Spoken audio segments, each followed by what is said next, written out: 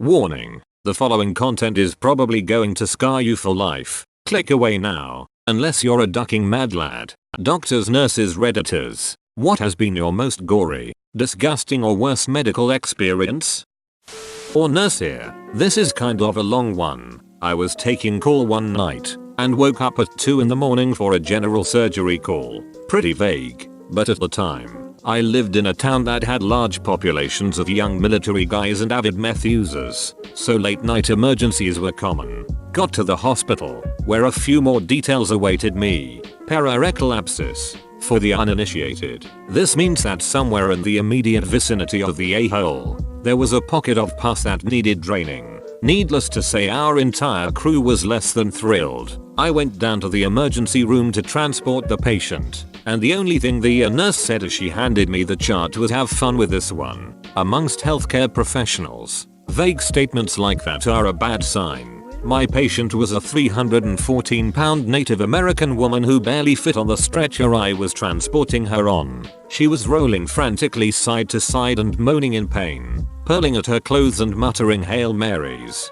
I could barely get her name out of her after a few minutes of questioning. So after I confirmed her identity and what we were working on, I figured it was best just to get her to the anesthesiologist so we could knock her out and get this circus started. She continued her theatrics the entire 10-minute ride to the OR, nearly falling off the surgical table as we were trying to put her under anesthetic. We see patients like this a lot, though. Chronic drug abusers who don't handle pain well and who have used so many drugs that even increased levels of pain medication don't touch simply because of high tolerance levels. It should be noted, tonight's surgical team was not exactly wet behind the ears. I'd been working in healthcare for several years already, mostly psych and medical settings. I've watched an 88-year-old man tear a 1 diameter catheter balloon out of his penis while screaming, "You'll never make me talk." I've been attacked by an HIV-positive neo-Nazi. I've seen some shit. The other nurse had been in the OR as a trauma specialist for over 10 years. The anesthesiologist had done residency at a level 1 trauma center,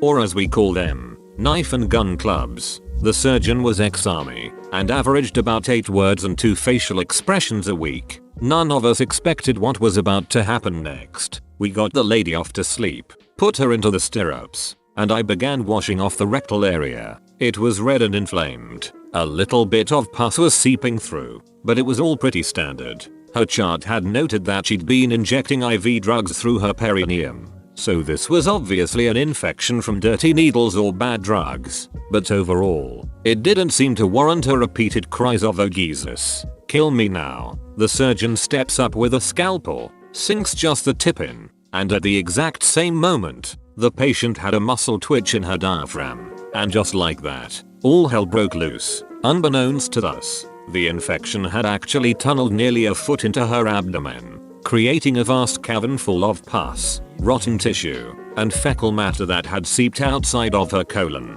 This godforsaken mixture came rocketing out of that little incision like we were recreating the funeral scene from Jane Austen's Mafia. We all wear waterproof gowns, face masks, gloves, hats, the works, all of which were as helpful as rain boots against a fire hose. The bed was in the middle of the room, an easy 7 feet from the nearest wall, but by the time we were done, I was still finding bits of rotting flesh pasted against the back wall. As the surgeon continued to advance his blade, the torrent just continued. The patient kept seizing against the ventilator, not uncommon in surgery, and with every muscle contraction, she shot more of this brackish grey-brown fluid out onto the floor until, within minutes, it was seeping into the other nurse's shoes. I was nearly 12 feet away, jaw dropped open within my surgical mask, watching the second nurse dry heaving and the surgeon standing on tiptoes to keep this stuff from soaking his socks any further. The smell hit them first. Oh god. I just threw up in my mask. The other nurse was out. She tore off her mask and sprinted out of the room, shoulders still heaving. Then it hit me, mouth still wide open, not able to believe the volume of fluid this woman's body contained. It was like getting a great big bite of the despair and apathy that permeated this woman's life. I couldn't ducking breath. My lungs simply refused to pull any more of that stuff in. The anesthesiologist went down next. An ex-NCAAD1 tailback. his 6'2" frame shaking as he threw open the door to the suite in an attempt to get more air in, letting me glimpse the second nurse still throwing up in the sinks outside the door. Another geeze of pus splashed across the front of the surgeon. The YouTube clip of David at the dentist keeps playing in my head. Is this real life? In all operating rooms, everywhere in the world, regardless of socialized or privatized, secular or religious, big or small, there is one thing the same. Somewhere, there is a bottle of peppermint concentrate. Everyone in the department knows where it is. Everyone knows what it is for. And everyone prays to their gods they never have to use it. In times like this, we rub it on the inside of our masks to keep the outside smells at bay long enough to finish the procedure and shower off. I sprinted to our central supply, ripping open the drawer where this vial of ambrosia was kept, and was greeted by an empty ducking box. The bottle had been emptied and not replaced. Somewhere out there was a godless bastard who had used the last of the peppermint oil, and not replaced a single ducking drop of it. To this day, if I figure out who it was, I'll kill them with my bare hands, but not before cramming their head up the colon of every last meth user I can find. Just so we're even, I darted back into the room with the next best thing I can find, a vial of Mastisol, which is an adhesive rub we use sometimes for bandaging. It's not as good as peppermint, but considering that over 1/3 of the floor was now thoroughly coated in what could easily be mistaken for a combination of bovine afterbirth and maple syrup, we were out of options. I started rubbing as much of the Mastisol as I could get on the inside of my mask, just glad to be smelling anything except whatever slimy demon spawn we'd just cut out of this woman. The anesthesiologist grabbed the vial next, dousing the front of his mask in it so he could stand next to his machines long enough to make sure this woman didn't die on the table. It wasn't until later that we realized that Mastisol can give you a mild high from huffing it like this, but in retrospect, that's probably what got us through. By this time, the smell had permeated out of our suite and down the 40-foot hallway to the front desk, where the other nurse still sat, eyes bloodshot and watery, clenching her stomach desperately. Our suite looked like the underground river of ooze from Ghostbusters 2, except dirty. Oh so dirty. I stepped back into the suite, not wanting to leave the surgeon by himself in case he genuinely needed help. It was like one of those overly artistic representations of a zombie apocalypse you see on fan forums. Here's this one guy, in blue surgical garb, standing nearly ankle deep in lumps of dead tissue, fecal matter, and several liters of syrupy infection. He was performing surgery in the swamps of Dagobah, except the swamps had just come out of this woman's ass and there was no Yoda. He and I didn't say a word for the next 10 minutes as he scraped the inside of the abscess until all the dead tissue was out. The front of his gown a gruesome mixture of brown and red. His eyes squinted against the stinging vapors originating directly in front of him.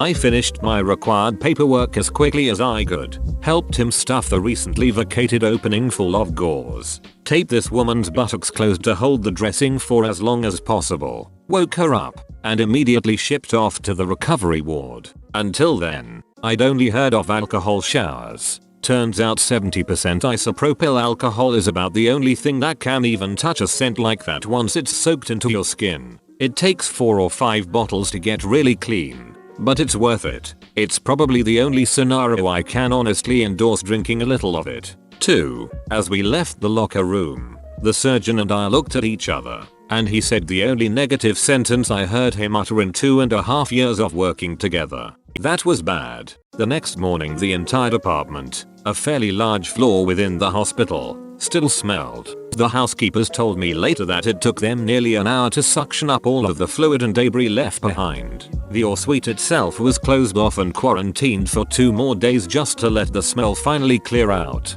I laugh now when I hear new recruits to healthcare talk about the worst thing they've seen. You ain't seen shit, kid. Too long didn't read don't shoot IV drugs into your taint. Reddit. What's the grossest nastiest thing that's happened to you in a sexual encounter? I'll go first. Nothing tops the Jolly Rancher story. Steve and his girlfriend Samantha went off to college in August. She went to Florida State. He went to Penn. So, she decides to fly to PA to visit him. He was really happy to see her so he decided to give her some oral action. He had done this numerous times before and he always enjoyed doing it, but for some reason, this time, she smelled really horrible, and she tasted even worse. He didn't want to offend her though because he hadn't seen her in months, so he put a Jolly Rancher in his mouth to cover it up, even though it didn't do much to help. In the course of eating her out, he accidentally pushed the candy inside of her, and stuck a finger in to grab it out. He took it out, and put it back into his mouth and bit it. Only, it wasn't the Jolly Rancher, it was a nodule of gonorrhea, as in, the blister-like structure that gonorrhea makes filled with diseased pus was the size of a ducking Jolly Rancher and the poor guy bit it. I guess it was really dark in the room. He freaked out and started vomiting all over the place when it exploded in his mouth. He demanded to know what was going on. Turns out she had cheated on him at a club like the first week of college, and ducked some random guy in the stupid beach had no clue what was wrong with her. She noticed a strange smell though, so now, Steve is freaking out that he now has gonorrhea of the mouth and God knows what else. I work in an emergency room. One time we had a patient who had a colostomy. For those who don't know, this is a surgically placed hole in the abdomen where shit comes out of after the colon is rerouted away from the ass. Anyway, some girl comes in once with an infection in her stoma, abdominal shithole. Turns out it was gonorrhea. Her husband had been cheating on her, picked it up and had been ducking her in her stoma. So you saying he was getting a little in, on the side? Whoa, you made it to the end? You're a ducking beast. I'll cut you a deal. Smash like and subscribe for more curated content. It's free and that's a great price.